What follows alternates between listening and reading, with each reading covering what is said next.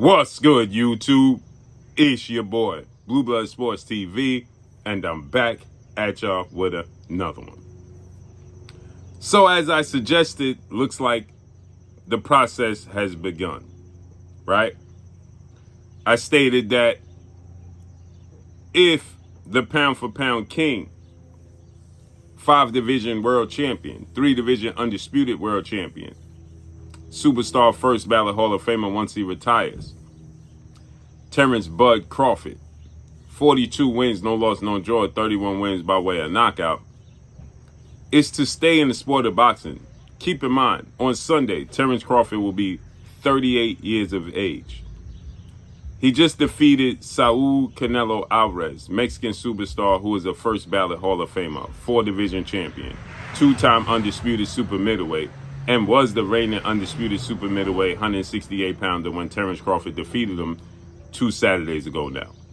With that said, he essentially jumped up 3 weight classes, technically 2, and defeated Canelo Alvarez. That put him in a stratosphere that really and honestly, there's nothing else Terrence Crawford can do, okay? Everything else he can do, and everybody else, no disrespect, no slight to anybody, is taking a step back. If Terrence Crawford decides to fight Virgil Ortiz, no disrespect, Sebastian Fundora, no disrespect, all of these guys, after achieving what he's achieved, is taking a step back.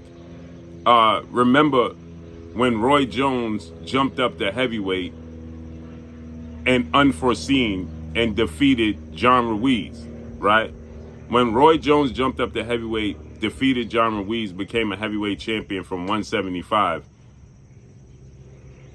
there was nothing else he can do in the sport of boxing.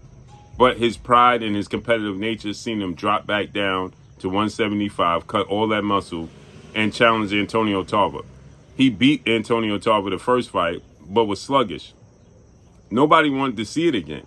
And then Roy Jones still competed at 175, rematched Antonio Tarver, got knocked out, then just started getting knocked out, and his whole resume took a hit.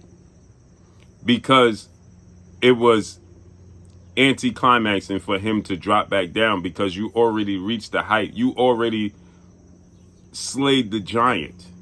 And essentially that's what Terrence Crawford has already done. He slayed the giant, okay? Anything else he can do is going to be anticlimaxing. Nobody else he can fight. Canelo Alvarez has 63 wins, 3 losses, 2 draws, 39 wins by way of knockout. Canelo Alvarez is the face, or was the face, of the sport of boxing, right? And you defeated him and outclassed him. Everybody expected you to get knocked out. It was a money grab. It wasn't realistic. And you achieved it, right? There's nothing else you can do but one thing.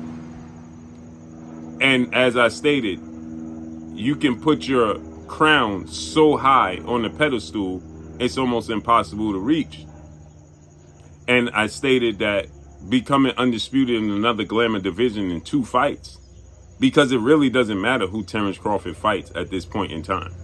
There is no name that's going to garner him the traction and attention that he got from fighting Canelo. If he fights Jaron Ennis, it's not going to do it. Virgil Ortiz, not going to do it. None of those guys, anybody would put against Canelo Alvarez and say that they would beat Canelo Alvarez. So now he would be expected to beat everybody. Okay?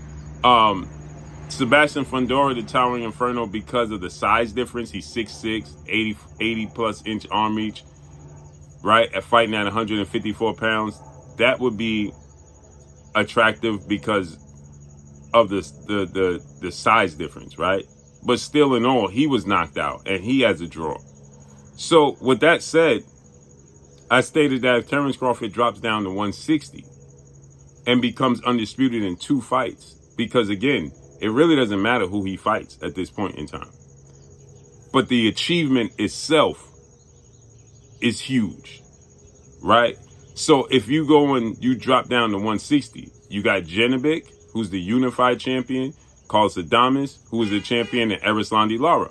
So if you drop down to 160 and 2 of those fighters fight each other, unify and you fight one fighter and get a belt, then you can fight the winner of the other fight and you become undisputed in another glamour division. That would make you a 6 division champion and 4 division undisputed champion, right? And you can do that at 38. You can do that in a calendar year, right? You can do that, right, with let's say he fought in March and then he could fight in August, right? He can do that all in 2026, fight both guys, okay? And pick up those belts. And so now they have started putting it in motion. As I stated, that would just put Terrence Crawford undoubtedly in the top 5 conversation. He can't not be in that conversation of the greatest fighters in history because of his accomplishments. That would make him a 6 division champion and 4 division undisputed champion. So now, according to the unified IBF WBO middleweight undefeated world champion Benavidez, who has 17 wins, no loss, no draw, and 12 wins by way of knockout, he's in conversations now to defend his belt and unify his belt, according to Benavidez, okay, against the other champion, one of the other champions in his division, who is the WBC middleweight champion, Carlos Adames, who has 24 wins, 1 loss, 1 draw, 18 wins by way of knockout. They are in conversations to unify the belts. And they are stating that they are being told, you know, that they have a possibility to fight Terrence Bud Crawford, the winner, which means this is what Benavidez and Carlos Adames is saying, that it's almost done, a unification. So 3 belts will be on the line. And the winner can fight Terrence Crawford. They have the opportunity to fight Terrence Crawford. That means this is all indications that is a strong possibility Terrence Crawford next fight can be against the WBA middleweight champion, Cuban superstar boxer, who will be a Hall of Famer, Olympic gold medalist, multi-division world champion, Erislandy Lara, who has 31 wins, 3 losses, 3 draws, 19 wins by way of knockout. Erislandy Lara, like Terrence Crawford, is older in age, but he's a lot older than Terrence Crawford. And he's coming off a knockout win over Danny Garcia, who is a Puerto Rican superstar and should be a Hall of Famer at some point in time. Erislandy Lara is about 48 years old, okay? They list him at 42, but I think Erislandy Lara at least is about 44, 45 years old. So this is an indication that we could see Terrence Crawford versus Erislandy Lara next, and then Terrence Crawford versus the winner, Carlos Adames, versus Benavidez. That makes perfect sense. He beat Erislandy Lara. That's going to make him a 6 division champion in itself. Just beating Erislandy Lara is going to make him a 6 division champion. That makes him a 6 division champion and a 3 division undisputed champion. Now he fights the winner of Benavidez and Carlos Adames. He got history with Carlos Adames.